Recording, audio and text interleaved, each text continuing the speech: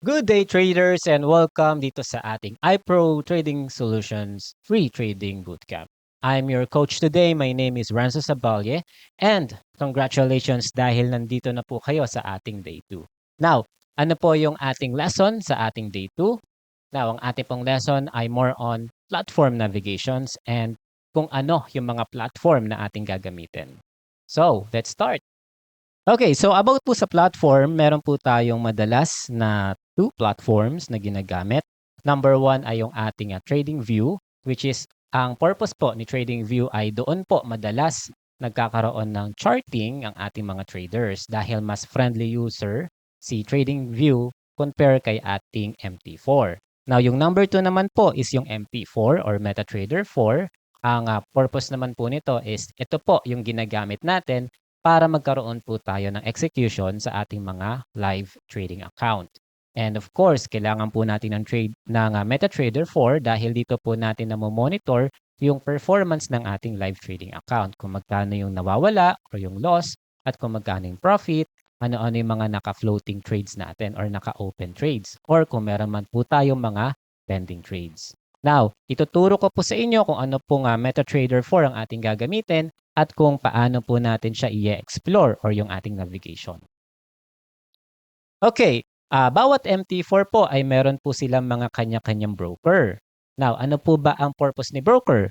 Usually, ang broker po ay kailangan natin para makapag-trade po tayo or ma-entitled po tayo mag-trade. Dahil kay broker, sila po ang ating medium or connection doon sa ating mga liquidity providers or usually yung mga nasa institutions. Now, ang ating pong gagamiting broker ay si JDR Securities. Isa po ito sa pinakamaganda at assured po namin sa inyo na isa sa mga pinaka-safe na broker na available po sa market. Okay, so paano po natin mai-download yung ating MetaTrader 4? So kapag po nandun po kayo sa ating browser, kahit ano pong browser yung ating gamitin, i-search nyo lang po ang ating JDR Securities and then MetaTrader Desktop or JDR Securities MP4 at lalabas na po iyon sa ating browser. Katulad po nito. Ayan. So dito po sa ating JDR, sa part na ito, ayan, i-click nyo lang po yung desktop platform. And then lalabas na po ito. Magdadirect na po yan sa website mismo ni JDR. Now, kapag nag-scroll po kayo pababa, makikita nyo po dito lahat ng available na MT4 na pwede ninyong i-download. Meron po for Android, for iPhone, for Mac, and then for Windows. Now, ang ating pong gagamitin ay Windows dahil madalas po tayo sa Philippines ay mga Windows user. So, ang gagawin nyo lang po ay i-click nyo lang po yung Windows and then makikita nyo po dito sa upper right corner yung ating download section. Kapag po nag-download complete na po siya, just like this, ang gagawin lang po natin ay i-double click. Now, kapag di-double click po natin yan, sundan lang po natin yung instruction na ibibigay ng ating MetaTrader 4. Parang next lang po yon. And then, automatic magkakaroon na po yan or mag-i-install na po yan sa ating mga device. Now, after naman po na ma-install po ang ating MetaTrader 4 sa ating mga device, meron na po itong lalabas na katulad nito. Mag-open po ang ating MT4 sa nakikita nyo po katulad ng nakikita nyo sa screen natin. Ngayon, wala po siyang gaanong variables dahil hindi ko pa po siya nilalagyan. Gusto ko po kasing ipakita sa inyo kung paano natin gagawin yung mga shortcut keys para magkaroon po siya ng variables dito sa gitna. So, sisimulan po muna natin sa pagke-create muna ng demo account. Nang sa gayon, meron po tayong magiging practicean kung paano natin siya mananavigate and then at the same time kung paano tayo magagamay or paano natin magagamay yung mga executions na gagawin natin. Now, simple lamang po ang paggawa ng ating demo account. Ang gagawin nyo lang po, ay hahanapin nyo lang po yung file. Dito po yun matatagpuan sa ating upper left corner. Ayan. And then click nyo lang po yung file. And then after po nyan ay open an account. Yan. Pag open nyo po ng account, may makikita po kayo sa gitna na mag-a-appear. And then pipiliin nyo lang po muna yung demo or JDR Securities demo. And then click next. And then new demo account. And then click nyo lang yung next. And then makikita nyo po dyan, hihingi po siya ng mga kailangan nyo pong i-fill up na details. So katulad po neto, yung aking pangalan, and then yung number or email, and then phone number, kung ano po yung active phone number or any phone number na gamitin ninyo. And then account type, usually ang pinipili po dito ay USD, STD. And then deposit account, gawin po nating 5,000 US dollar. And then yung ating leverage, gawin po natin siyang 1:100. And then click nyo lang po yung agree and then next. Okay, so after po natin na gawin yung demo account na iyon, lalabas po dito. Mapapansin nyo po yung ating details ng demo account. Nandiyan po ang name, yung account type, and then yung deposit, and then yung ating, syempre, yung server natin. And then, makikita nyo po dyan sa baba, yung mismong login details po natin. Ayan po yung ating account number. Yan po yung login details natin. And then, after po nyan, yung password. And then, yung investor password. So, ang investor password po ay read-only password lang po siya. So, kumbaga, yung makaka-access po nyan, hindi po sila makakapag-execute ng trade sa investor password. And then, after po nyan, nang lumabas yung mga account details na yan, pwede nyo po siyang i-screenshot para po hindi nyo po makalimutan. And then save nyo na lang po sa inyong device. And then after po nyan ay finish na po tayo. So makikita nyo po dito sa bandang lower right corner, okay, ibig sabihin nag-push through or nag-okay na po yung ating demo account or yung server.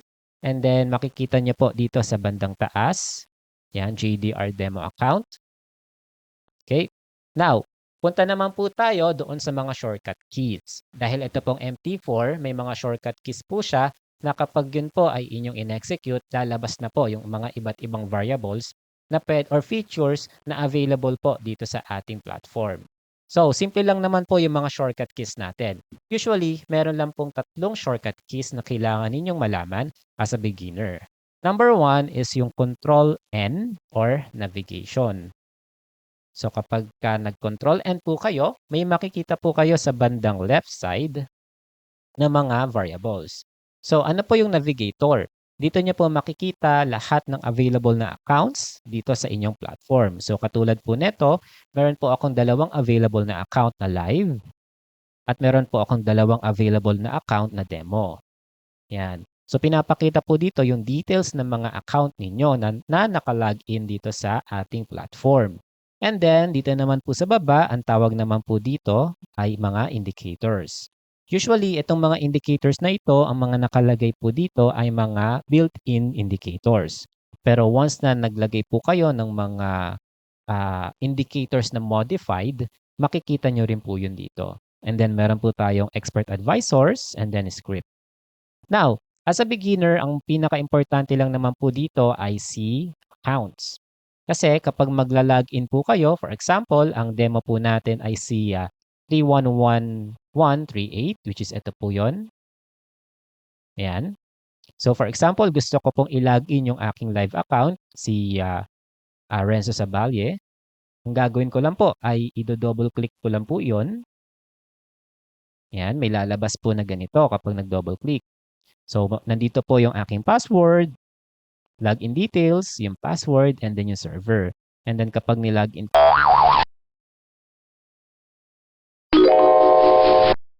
push through na po yung aking pag-login.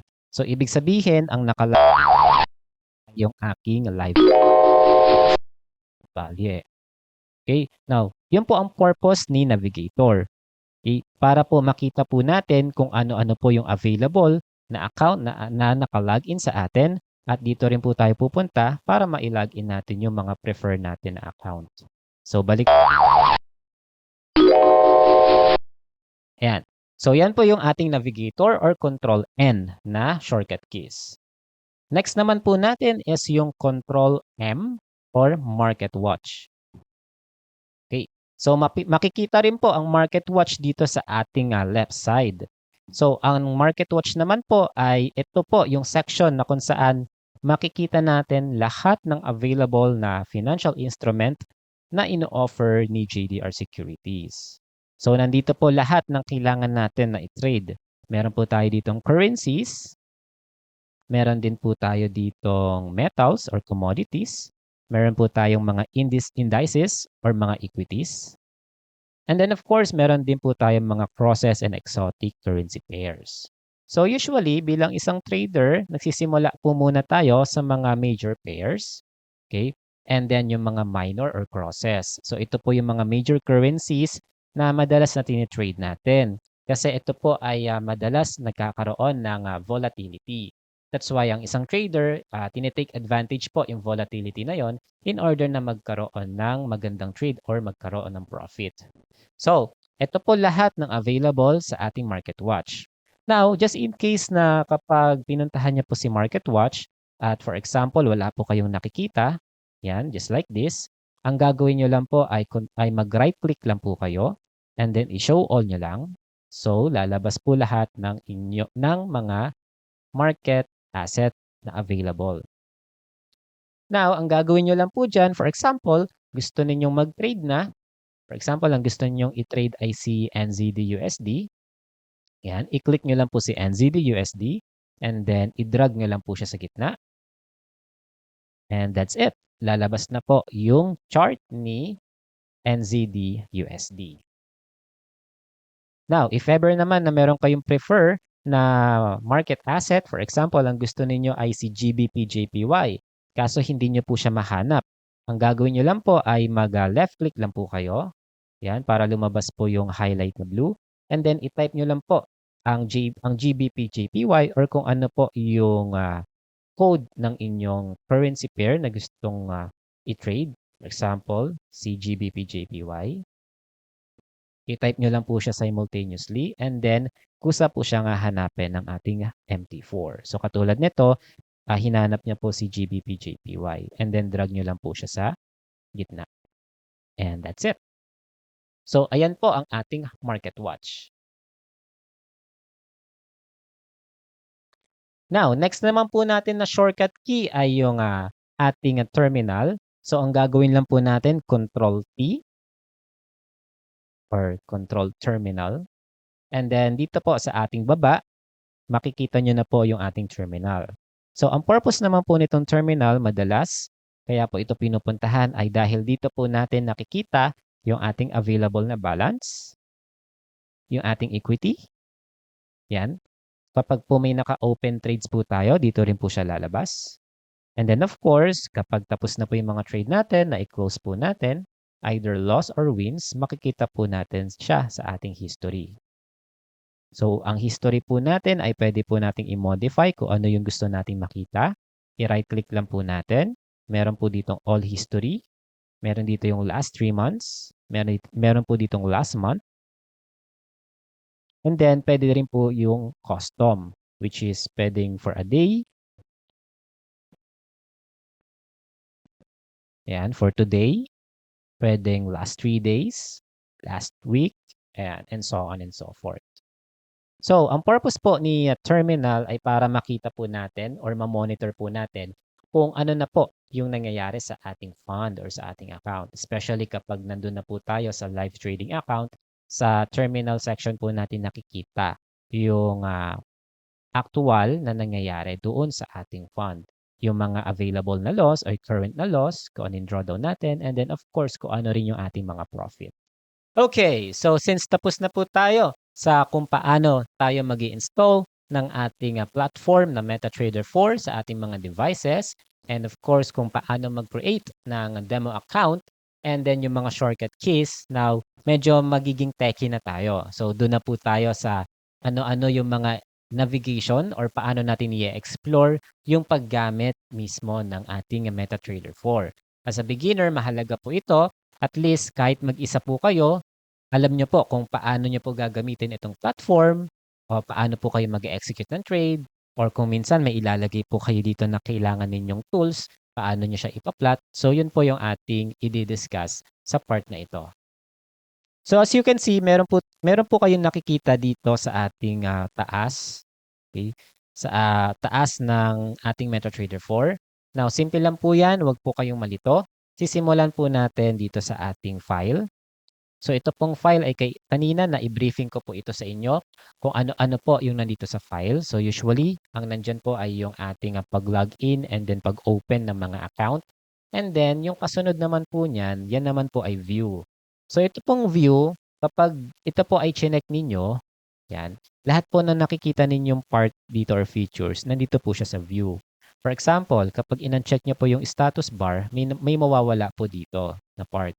Kapag in-uncheck nyo po yung chart bar, yan, nawawala rin po siya. Katulad din po nito, pag in-uncheck nyo po yung standard sa toolbars, in-uncheck nyo po yung chart, ayan, mapapansin nyo po, unti-unti po silang nawawala. Now, kapag chinek nyo po yan lahat, mag-a-appear po lahat ng kaninang available na features.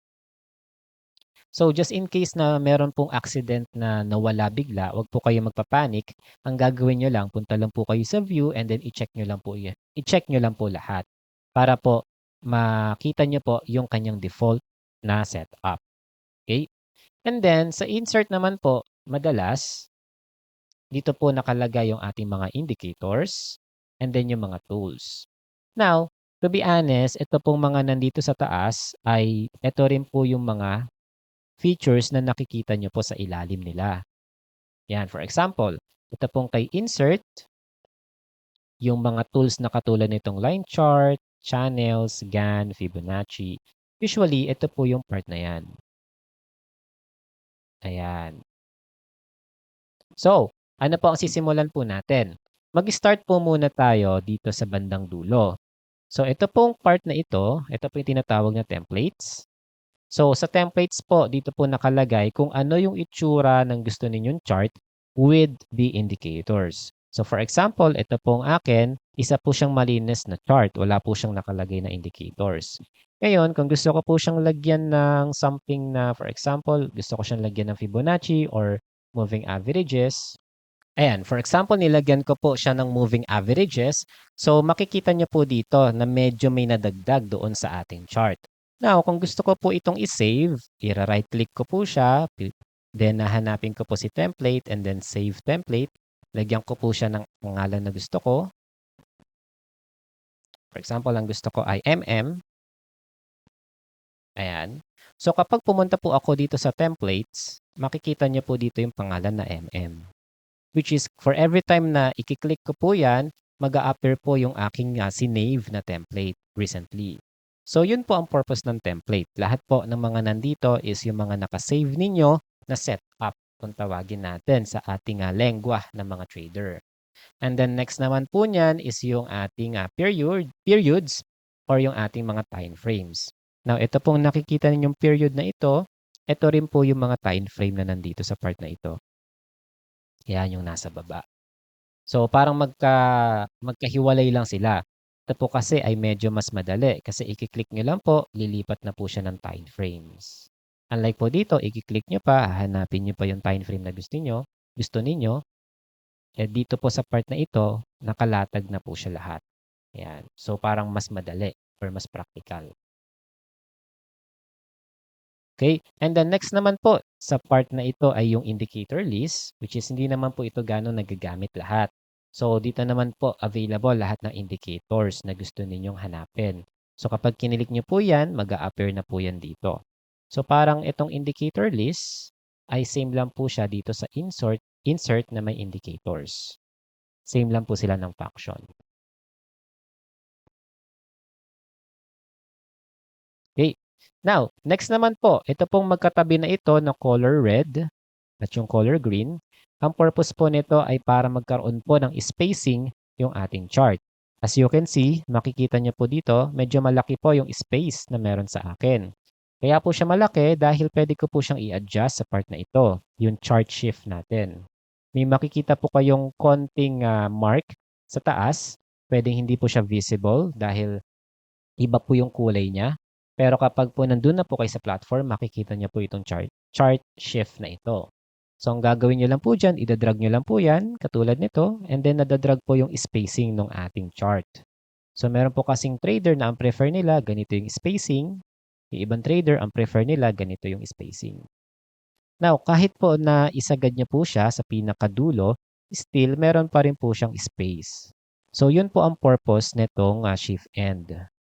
So, as you can see, kapag kinilik ko po itong shift end na ito, napupunta po siya ng pinakasagad sa dulo. Halos katabi na po siya ng price. Pero kapag kinilik ko po ulit siya, meron po siyang konting spacing. Okay? Aside pa po doon sa ating chart shift. Okay? Now, ito naman pong scroll the chart na nakikita nyo po, nakatabi nung shift end. Kapag kinilik ko po yan, ibig sabihin, kapag in-scroll ko po or dinarag ko po pa left yung ating chart, makikita ko po yung mga past data. Yan. So, sa lengwa ng mga trader, ang tawag natin dyan ay yung mga pakaliwa. Yung mga pakaliwang price, yung history. Ayan. So, makikita nyo po yon kapag po naidadrag nyo po siya pa left. Ngayon, kapag kinilik nyo po ulit siya, babalik po siya sa pinaka recent or present na price or yung chart. So, yun po yung purpose nitong dalawa. And then, ito naman pong sumunod is yung ating windows. Dito po kasi, pwede pong mag-appear ang maraming windows asset or yung mga asset. So, pwede nyo po siyang i-appear as maraming windows, kumbaga. For example, kapag po kinilik ko po ito, makikita nyo po, magkakaroon po siya ng minimize and maximize. Ayan. So, pwede ko po siyang i-minimize. So, mawawala po siya, di po ba? Pero, kaya po siya nawala kasi lumiit lang or na-minimize lang. Makikita nyo po dito sa bandang lower left corner, ito po yan. So, maximize nyo lang po yan, babalik na po siya sa chart niya. For example, may mga trader kasi na gusto nila dalawa yung minomonitor nila or tatlo na chart. So, pwede po yon or possible po yon. Ang gawin nyo lang po, Control M or Market Watch. For example, gusto ko ng AUD CAD. Ang gagawin ko lang, AUD CAD and then idadrag ko lang siya. Or much better kung AUD CAD and then right click and then chart window. Ayan. Para po makikita niyo po dito, dalawa na yung available na chart. Okay? Yun nga lang, hindi sila magka-share ng screen. Pero mamaya, ipapakita ko po yun sa inyo. And then, aside from that, sabihin natin gusto ko pa ng AUD-JPY and then CAD-CHF. Parehas lang po yun. I-right click nyo lang po and then chart window para mag-appear po lahat ng inyong mga asset.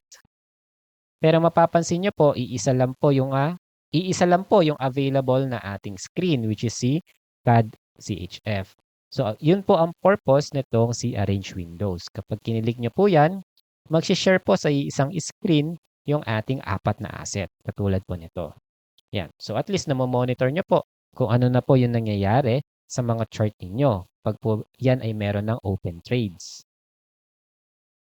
And then kapag gusto nyo pong ibalik siya sa dati, and then click nyo lang po yan or i-minimize nyo lang po ito or palakihin nyo po or i-maximize nyo po yung gusto ninyong i-focus or i-priority na asset. Okay.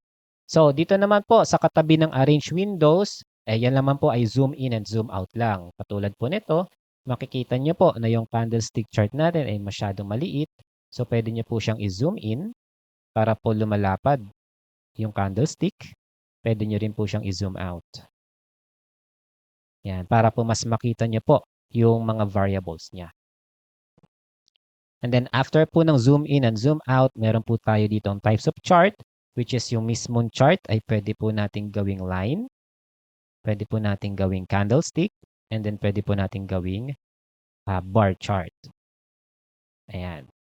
So, yan po yung mga madalas na ginagamit sa part na ito, sa bandang dulo. Yan lang po ang madalas na ginagamit ng mga trader dito sa ating platform na ito. Next naman po natin ay yung mga nasa baba. Ito po kasi mga nasa gitna, na katulad nito, hindi na po siya gaanong ginagamit dahil especially yung ating new order ay pwede naman po natin siyang gamitin dito sa one-click trade natin na section. So, dito naman po tayo pumunta sa part na ito. So, ito po yung tinatawag na time frames. So, again, itong time frames ay parang katulad lang po siya ng periods. Yun nga lang po, dito, available na lahat, nakalatag na siya lahat as favorite type, kumbaga. So, ano po ba ang time frames? So, ang time frames po ay kapag pinuntahan niyo po yan, ang bawat candle po ay nagre-represent ng time frame na inyong pinuntahan. For example, nandito po tayo sa ating daily time frame. Gagawin ko po siyang candlestick chart. So, makikita niyo po dito, ang isang candle po,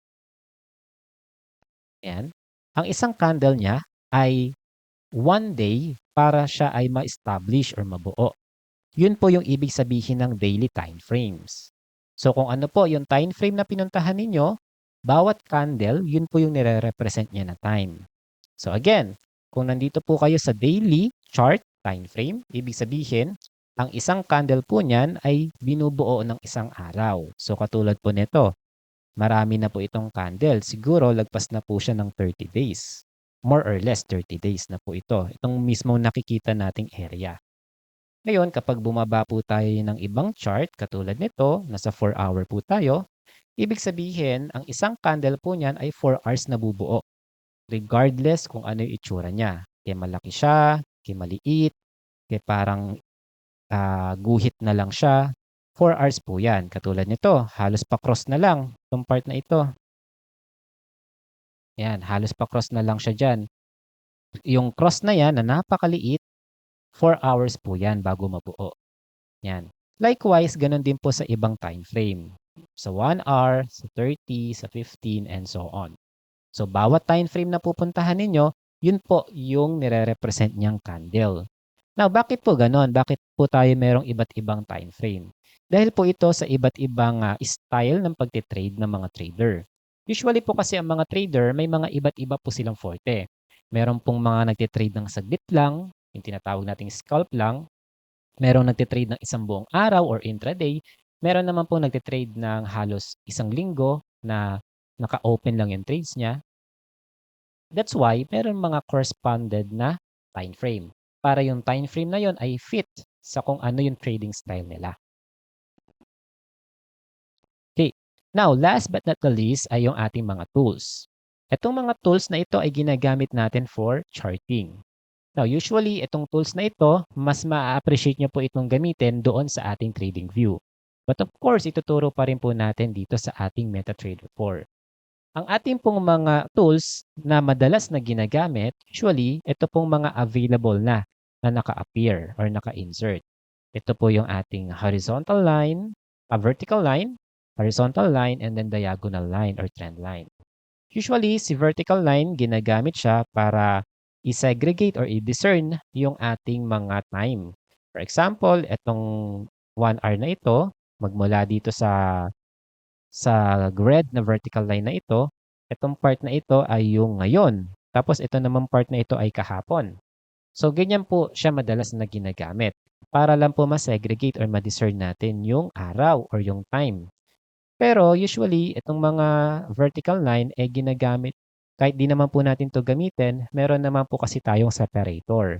So ano po yung separator? Ito po yung nagse-separate ng mga time ng candle. Or usually, per day po siya na nagse-separate. So for example, punta lang po tayo sa properties. Right-click lang po tayo. And then properties. And then common. And then show period separators. So makikita niyo po dyan na meron na po siyang dotted line na color white. So ibig sabihin po niyan, bawat linya po or bawat column, nagre-represent po siya ng isang araw. That's why yung si vertical line, hindi na siya ganun madalas ginagamit. Now, yung kasunod naman po niya ay si horizontal line. Ito naman po, madalas po itong gamitin. Dahil ang horizontal line, usually, isa po itong tools na ginagamit para mag-figure out ng mga levels or tinatawag natin minsan mga zones or minsan support resistance or supply and demand. Usually, ito pong ating mga horizontal line ay yung ating remarks para maalala natin kung nasaan na ba yung price at ano-anong mga price yung dapat nating i-watch over or i-anticipate para magkaroon po tayo ng magandang opportunity. So, kaya sa isang trader, madalas ang ginagamit nila ay mga horizontal line. Now, associate or ini-integrate dito sa horizontal line ay yung ating rectangle. Yan. Usually sa rectangle, siya naman yung nagiging zone talaga. Dahil when we say price level or zone or support resistance, hindi po siya talaga specific na price. Madalas ina-acknowledge po siya bilang isang zone. Yan. That's why si rectangle, isa po siyang best example para makita natin or ma-visualize natin yung tinatawag na zone. Yan. So, madalas magkasama po yung si horizontal line tsaka si vertical line. Ayan. So, next naman po natin is yung ating trend line. So, ito naman pong si trend line ay parang nagsisilbi rin po siyang support or resistance. Yun nga lang po, pa-diagonal po yung kanyang pagkakaplat. Kung kay support and resistance zone, pa-horizontal po yung kanyang plattings, ito naman po ay pa-diagonal. For example, nakikita ko po itong point na to as A. Ito naman po ay point na B.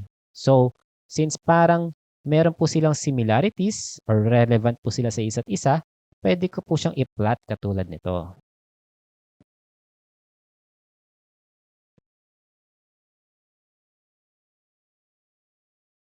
Ayan, pwede ko po siyang i-plot na katulad niyan. So, minsan may mga traders na ang kanilang analysis is kapag hindi binibreak itong parang wall na ito na pa-diagonal, still ang momentum pa rin ng asset na ito ay pababa. Siguro pupunta muna dito yung price, i-retest niya muna at kapag hindi niya mabe-break, magko-continue pa rin po siya pababa. Dahil diagonally, yun yung kanyang pinapakita. Parang pababa siya. Just like this. Ayan. So parang ang momentum niya ay pababa. So nagsisilbi po siyang support or resistance, pero pa-dynamic yung kanyang momentum.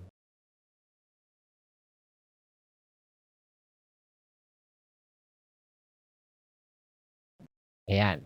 So next naman po natin ay yung ating Fibonacci.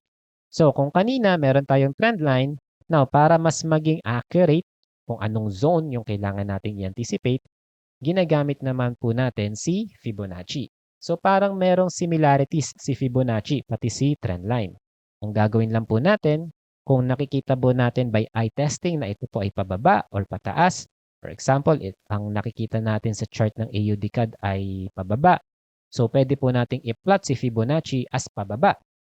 So ang gagawin lang po natin, magmula dito sa taas na ito, hanggang kung saan po siya nagkaroon ng baba, yan, ipa-plot po natin siya, just like this. So that magkakaroon po tayo ng idea kung saan siyang mga zone natatama. Kasi ito pong Fibonacci ay nagbibigay po sa atin ng visual presentation ng mga levels na pwede nating i-watch over. Ang tawag po natin dyan ay mga golden ratio. Ito po yung mga percentage ng Fibonacci computation. Usually, ang golden ratio ay 50%, 61%, and then merong 80% or 100%. Na kung ito po ay mga pupuntahan ng price or pupuntahan ng price, pwede po natin siyang i-watch over para makahanap po tayo ng opportunity for sell. For example, ito pong price ay wala pa sa 61 or sa 50. So usually, ang mga traders, nag-aantay po sila na pumunta yan kay 50 at kay 61 para i-watch over or i-anticipate kung makakahanap sila ng magandang setup or opportunity sa area na yan. In that way, nagkakaroon ng objective si trader sa pagtitrade niya. Now, ito pong mga tools again ay mas magandang gamitin sa TradingView. Ito po ay nire-recommend ko na kung mag-chart po kayo sa TradingView nyo po siya gawin. Dahil masyado po siyang matrabaho or ma-effort kapag dito po siya kay MT4 ginagawa. Now, ano po ba ang pinaka-purpose ni MT4? Mas magandang gamitin si MT4 kapag nandun ka na sa execution point. Dahil dito, literal po tayo mag-execute ng trades. Which is yun naman po yung next na ating i-discuss. Okay, so tapos na tayo sa how to install the MT4 and then tapos na rin po tayo sa paano mag-create ng demo and then after naman nun, diniscuss natin yung kung paano mag-explore ng mga tools. Now, nandito naman po tayo sa last part which is kung ano yung gagawin natin or paano tayo magkakaroon ng execution na which is yung tinatawag nating instant and pending orders execution. Okay, so sisimulan po muna natin sa execution. So para hindi po kayo mahirapan, ang gagawin nyo lamang po ay makikita nyo po dito sa bandang taas ng ating chart, yung tinatawag natin na one-click trade. So ito pong one-click trade, kapag pinindot nyo po yung buy or nag-click po kayo ng buy at nag-click din po kayo ng sell, automatic po yan na magkakaroon ng execution. For example, magbabay po ako. Yan. So kapag bagong gawa po yung ating demo account or kung bagong gawa po yung ating live trading account or kung bagong login lang po siya sa ating platform, usually kapag kinilik nyo po yung one-click trading, may lalabas po siyang disclaimer. So ang gawin nyo lamang po dyan ay i-accept nyo po yan, tapos okay. Para kapag nag-click po kayo ng buy and sell, automatic po siya na one-click trade. Kasi kapag hindi nyo po yun na-i-accept, kada i-click nyo po yung one-click trade na yan, magkakaroon po siya palagi ng confirmation. Yan. That's why tinatawag po siyang one-click trading para kapag nag-click po kayo, automatic po siyang may execution. So, let's try. Mag-execute po ako ng buy. As you can see, meron po tayong buy.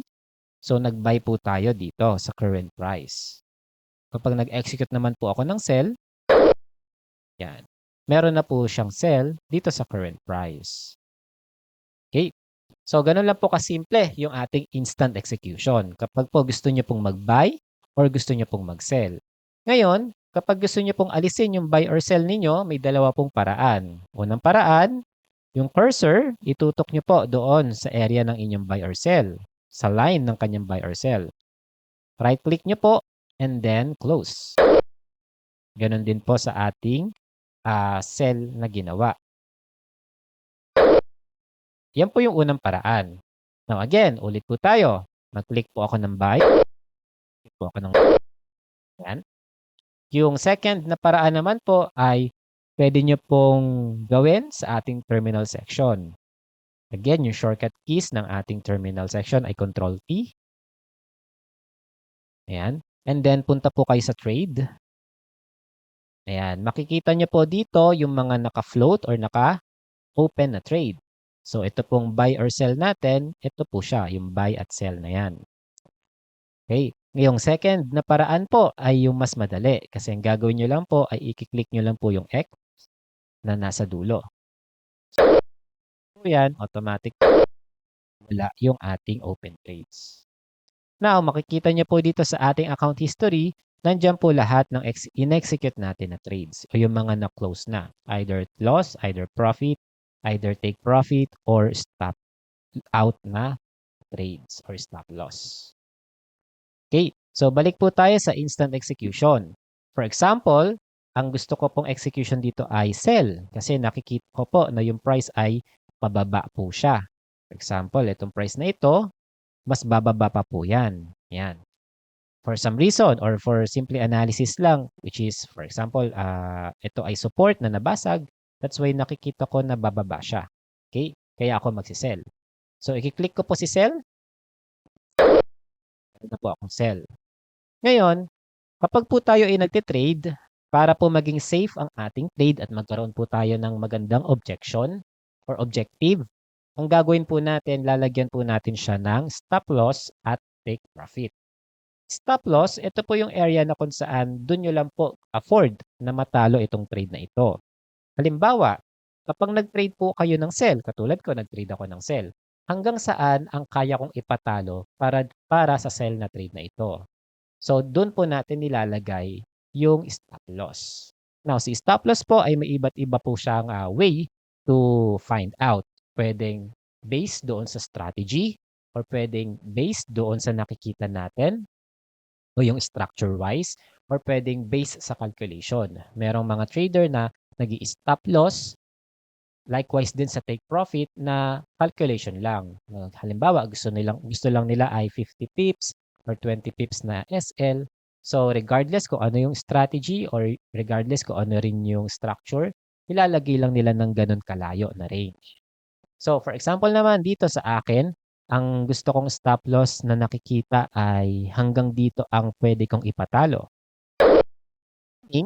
Kapag pumunta yung price dito sa taas at mahagip niya itong SL na to, automatic pong magko-close itong aking sell. Okay, ibig sabihin po niyan, loss po ako by objective. Kasi ito lang naman yung afford ko na matalo sa trade na ginawa ko. Likewise, ganun din sa take profit. Ang take profit ko naman ay kung ano yung gusto kong maipanalo na range. Na kapag nanalo ako, sulit yung aking niris na SL or sulit yung aking trade. For example, hypothetically, ang gusto kong take profit ay dito na lang. Ayan, so yung ibaba na ito. Ayan. Nakikita ko na kukunin near future. So, meron po akong SL, meron din po akong TP. So dito, kapag itong sell ko na to ay na-hit by SL or natalo ako ay talo ng 4.25 US dollar. Sa trade ko na 0.01 microlot.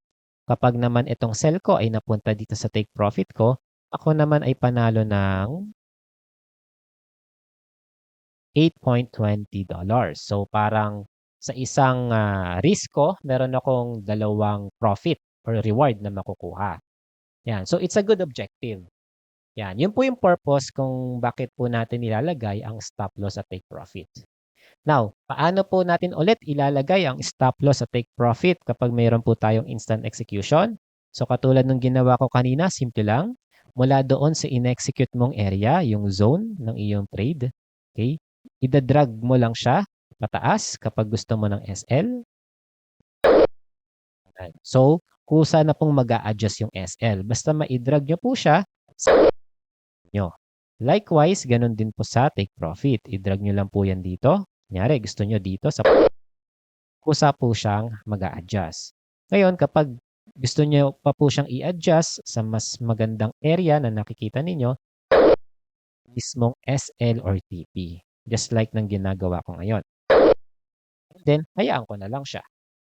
Now, kapag naman ayaw mo talaga mag-take profit or mag-SL, pwede mo rin siyang i-close. Kung gagawin mo lang, right-click mo lang to, itutok mo yung cursor doon sa zone ng iyong SL, and then right-click and then cancel SL or stop loss.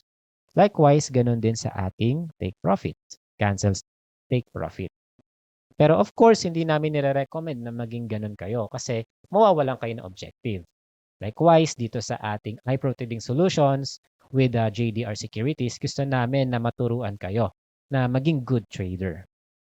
Okay, so ito yung ating instant execution. So napakadali lang, instant lang talaga siya. Now, doon naman po tayo sa pending orders. Okay? So ang gagawin ko lang, i-close ko lang muna yung ating instant execution. Close lang po. And then, tuturuan ko naman kayo ng ating mga pending orders. So, ano ang pending orders? Ito ay order na nakapending. Siyempre, ibig sabihin, mailalagay mo siya, pero technically speaking, hindi pa siya na-execute. Nakapending lang siya. Okay, pwede mo yung gawin. Tuwing kailan yun ginagawa at bakit siya ginagawa? Siyempre, ang mga trader, meron silang mga prefer or mga diskarte sa pagtitrade.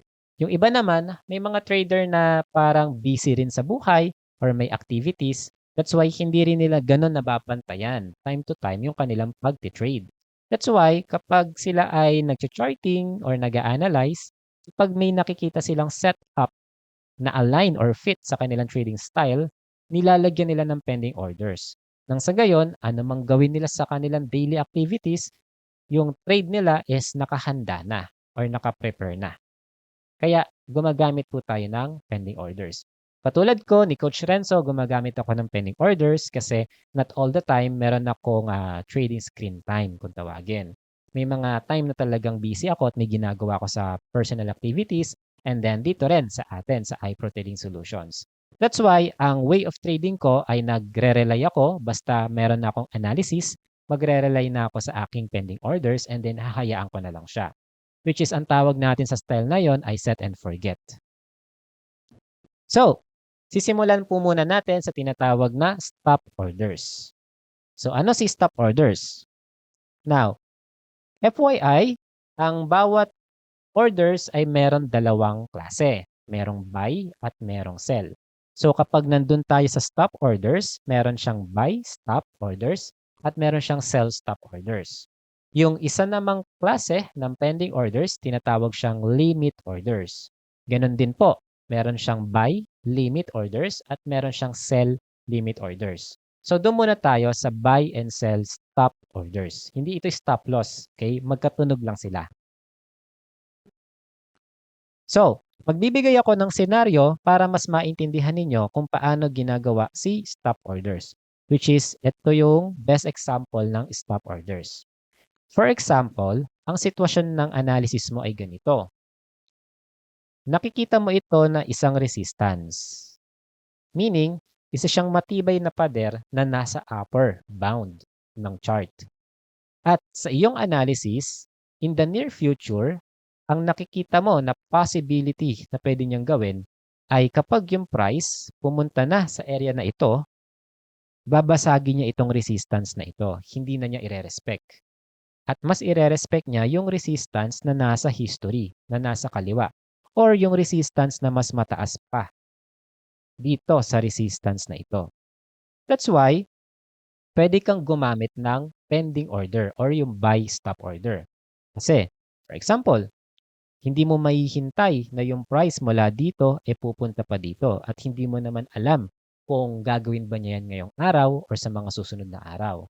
Kaya para makasure ka na itong trade na nakikita mo ay magagawa mo siyang ma-execute, pwede mo na siyang lagyan ng buy orders. In that way, kung sakali man na itong price na nasa baba, pumunta dito sa taas at basagin nga talaga yan, at least yung buy orders mo na nakalagay somewhere sa area na ito, may execute siya as buy instant na execution. In that way, nakuha mo yung setup na yan kahit hindi mo siya tinututukan or binabantayan time to time. Which is magandang strategy or magandang approach pa rin bilang style mo sa pagtitrade. So, paano natin ilalagay yung ating buy stop orders? Simple lang. Number 1, dito sa ating one-click trading, okay, make sure muna na isi-set up ninyo kung anong lot size ang dapat ninyong ilagay. Of course, dapat maging mindful pa rin tayo sa risk na ating ilalagay sa pagtitrade. For example, ang gusto kong ilagay dyan ay 0.02 microlot. Okay.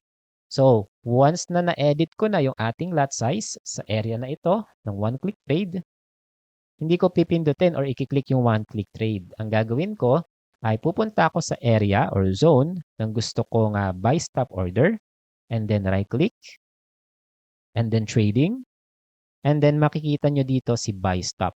Ayan. So, click ko lang and that's it. Meron na tayong buy stop orders. Now, pwede ko na lang siyang i-drag para mai-align ko siya or maipwesto ko siya sa pinaka-gusto ko talagang area. Which is, for example, itong pinakataas ng yung ating resistance zone. Ayan. So, ina-anticipate ko or pwedeng ine-expect ko by the possibility na kapag itong price na ito ay pumunta na dito, ay babasagin niya yan pataas. Yun yung aking analysis. Hypothetical lang naman for this example. That's why kung sakaling ang gawin niya yon at hindi ako nakatutok sa chart or nakatingin sa chart, meron na akong nakaabang na buy stop. Kapag na-trigger ni price yung buy stop, automatic siyang magiging buy order as instant. Diba? Napakaganda at napaka-strategize kung tawagin natin. Now, ang buy stop ay pwede rin natin siyang lagyan ng SL or kahit ano namang pending orders, pwede nating lagyan ng SL at TP. So for example, ang gusto kong TP dyan ay sabihin natin itong area na ito. Ayan. So ano ba yung price niya? Gawin na lang natin siyang whole number. 9190. Yan. So ang price ng aking TP ay 0.9190 and then yung sabihin natin ang SL niya ay banda rito sa part na ito. So ang SL niya ay 9150. Yan. I-whole number ko na lang siya. So ang gagawin ko lang, itututok ko lang yung aking cursor doon sa zone or sa area ng aking buy stop. Double click and then lalabas itong part na ito. Ayan. So again, ano yung stop loss niya? Lalagay ko lang 0.9150 and then yung kanyang take profit ay 0.9190. 9190. Ayan. And then modify. I-click nyo lang itong modify. That's it. makikita ninyo na meron siyang take profit at meron siyang stop loss. Ayan.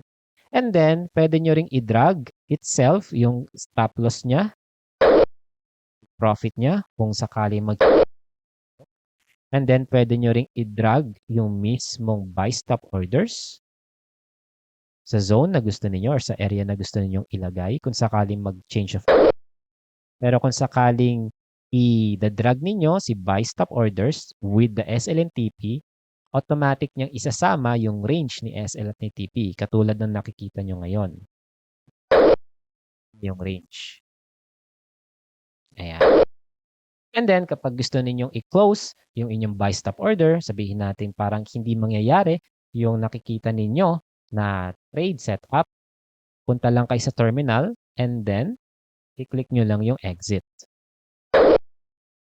Napakasimple. Ganun lang po ang ating buy stop. Okay. Ngayon, doon naman po tayo sa ating sell stop order. Now, kung sa buy stop order, ina-anticipate natin with the possibilities na yung resistance ay pag na-break, magtutuloy-tuloy pataas. Likewise, ganun din po sa ating sell stop. For example, ang sell stop natin, ito ay support zone. Na kapag nabasag itong support zone na ito, magtutuloy-tuloy siya pababa. Katulad ng ginagawa niya ngayon. Ayan. Or ilagay muna natin siya sa pinaka-ilalim. Ayan. Sabihin natin na kapag nabasag itong support zone na ito, magtutuloy-tuloy siya pababa. So, para hindi po natin ma-miss out at makapag-prepare po tayo ng ating trade, even if hindi natin siya matutukan, pwede natin siyang lagyan ng sell stop order. And with the possibility na kapag napuntahan na niya yung zone na yan at nabasag, magtutuloy-tuloy siya pababa. Okay. So, paano yung sell stop order? Again, be mindful sa lot size na nakalagay. So, ilagay muna natin kung ano yung pinaka-okay at recommendable na lot size or yung risk natin.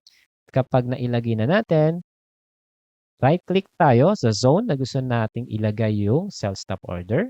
And then trading, and then sell stop. And i-drag na lang natin siya kung gusto pa nating i-align accurately. So, makikita nyo dito, meron na tayong sell stop orders. And then, gaya ng buy stop na ginawa natin, pwede rin siyang lagyan ng stop loss at ng take profit. So, pwedeng ang gawin ninyo ay katulad nung ginawa ko kanina na hanapin nyo na lang yung whole number ng price. For example, ito yung gusto ninyong SL. Okay, para hindi kayo malito, gawin nyo na lang siyang 9140. Yan. And then yung TP nyo, for example, dito sa 90.55 or 90.55 or 90.51. So, katulad nung buy stop kanina, double-click nyo lang yung sell stop. And then, ang stop loss niya ay 91.50. So, 0.9150. And then, yung kanyang take profit ay 0.9050. 0.9050. And then, modified. And that's it. Meron ng SL at PP ang ating sell stop order.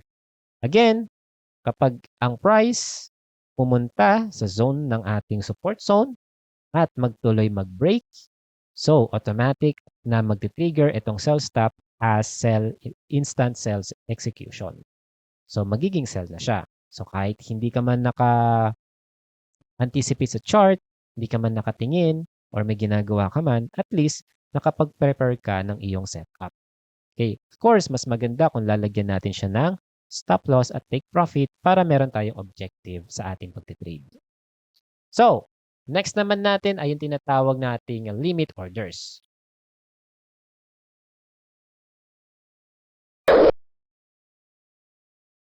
Okay, so tapos na tayo doon sa ating stop orders. Ngayon, nandito naman tayo sa ating limit orders. So, napakasimple lang ng limit orders kung paano natin siya i-execute at kung ano yung purpose niya para i-execute natin or magandang reason para i-execute si limit orders. So, gagamitin ulit natin yung reference ng support at resistance na ito. Now, kung kanina, if yung price ay pumunta sa resistance, ang nakikita nating possibility ay i-break niya yan pataas. In that way, magtutuloy-tuloy siya pataas pa. Yun yung ating idea kung bakit natin ginagamit si stop orders, especially the buy stop. Ngayon, ang limit orders naman ay ganito. If itong price na ito currently ay pumunta dito sa ating resistance zone, ang nakikita naman nating possibility ay hindi niya kayang basagin. For a reason na napakatibay nitong resistance na ito para basagin. So, yun yung ating analysis. So, kung ganun nga yung ating analysis, ang pinakamagandang trade natin dyan ay sell. Of course.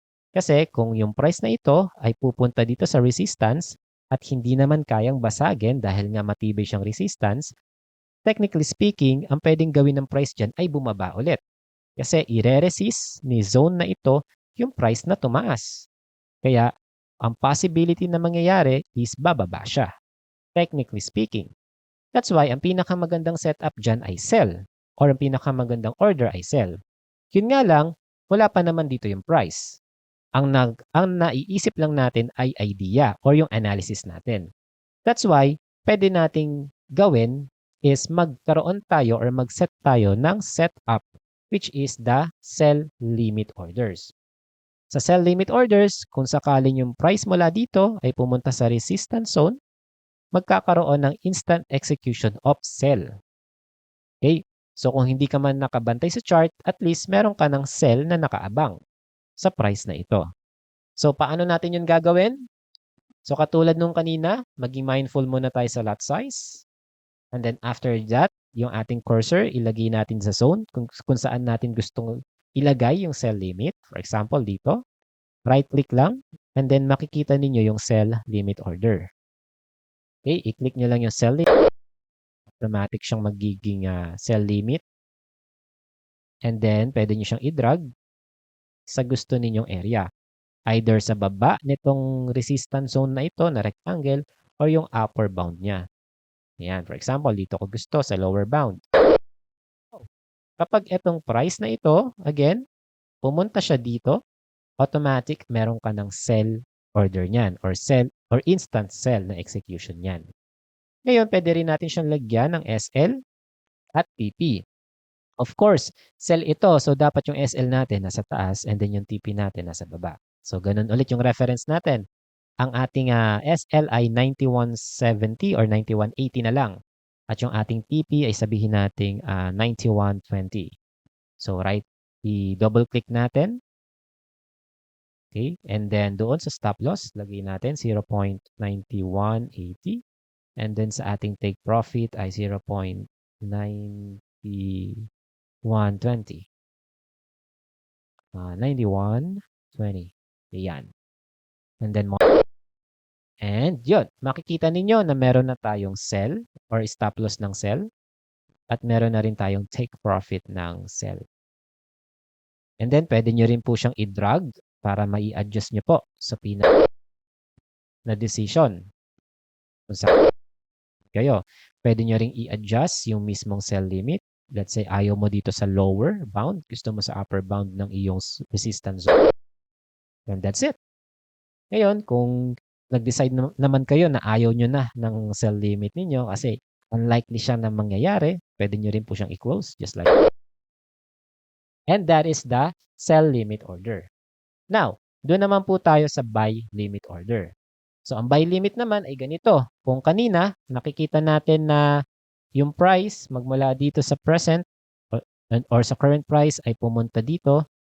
So, ang gagawin ng price dyan ay hindi niya yan babasagin, ire-resist niya yan para bumaba. Sa buy limit naman, ganun naman din siya, yung concept. So, since ito yung ating support zone, kung itong price na ito ay mag-top dito sa ating support zone, hindi naman niya babasagin pababa. Yun yung ating analysis. Parang masyadong matibay itong support na ito. Isusupport niya yung price na hindi bumaba. Okay? Para maging matibay siyang pader para itaas niya or i-bounce niya pataas. Okay? So, yun po yung idea ng ating buy limit orders. For every time na may natatap siya na support zone, hindi kayang i-break, that's why itataas siya or ibabounce siya pataas. So, para hindi natin ma-miss out yung ganong opportunity or yung ganong setup, kung yun yung nakikita natin na analysis, pwede tayong maglagay ng buy limit order. Okay, edit lang natin yung ating lot size. And then, mag-right click lang tayo sa zone kung saan gusto nating ilagay si buy limit. And then, buy limit order. That's it. Makikita ninyo yung ating buy limit. Okay, adjust lang natin siya sa kung saan na area or zone natin gustong limit. And then, pwede nating i-double click para magkaroon tayo ng SL at TP. Sabihin natin ang SL natin dito ay si 9090. Kasi pag buy, of course, yung SL niya nasa ilalim. So, lagay natin dito 0.9090. And then yung TP natin, let's say 9145. 0.9145. And then modify. And that's it. Makikita ninyo na yung ating buy limit order ay meron ng take profit at SL. Now, so you can see in our real-time chart, okay, konti na lang, mahagip na yung ating buy limit. Yan. So, kapag itong price na ito ay pumunta dito sa area na ito, matitrigger na po yung ating buy limit. So, hindi na siya pending. Magiging instant buy execution na po siya. That's why nakikita niyo dito sa bandang baba, nagkakaroon siya ng konting color green. Ayan. Usually dito sa price. Kaya siya nagiging green dahil malapit na siya na matrigger. Ayan. So, again, napakagandang strategy or approach ni limit order at ni stop order para sa ating way of trading. Kasi bawat trader, iba-iba tayo ng style of trade. Merong trader na nagtitrade ng instant, merong trader na nagtitrade ng stop order or limit order.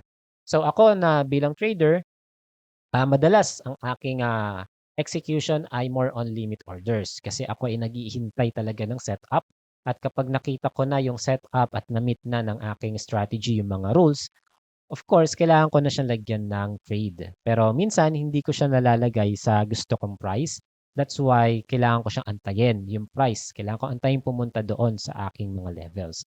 Kaya, ang ginagamit ko most of the time ay mga limit orders. So, yun po ang ating day 2 and I hope na marami po kayong natutunan. But don't worry sa ating live discussion, mas i-explore pa natin itong mga navigation natin. And mas maganda na mag-jot down notes kayo. At the same time, makakapagtanong po kayo doon sa ating live or Q&A live session. And congratulations and thank you sa tiwala nyo sa amin. Magkita-kita tayo sa ating day 3.